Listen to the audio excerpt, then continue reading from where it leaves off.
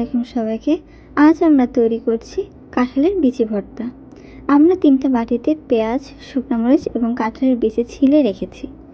এখন কাঁঠালের বিচিগুলা একটি প্যানের ভিতরে পানিতে দিয়ে আমরা সেদ্ধ করব।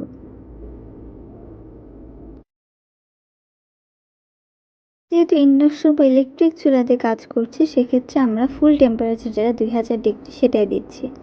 এখন একটু লবণ দিয়ে নিব। অবশ্যই পাত্রটা ঢেকে দিতে হবে যাতে সেদ্ধ তাড়াতাড়ি হয়।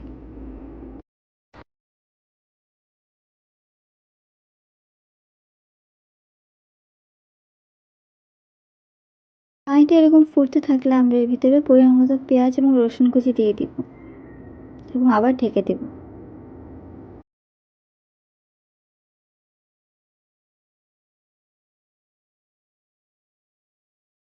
যখন দেখবেন বিচিগুলো সেদ্ধ হয়ে গিয়েছে তখন ঢাকনাটা খুলে রাখবেন পানিটা শুকানোর জন্য।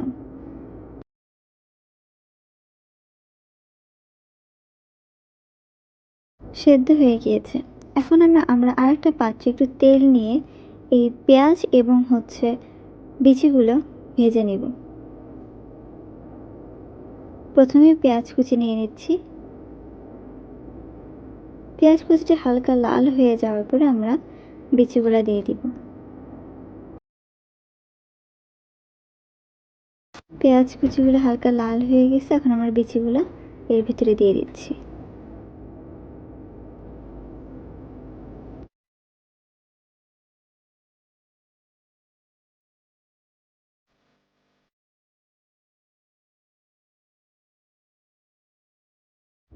ভাজা হয়ে গিয়েছে।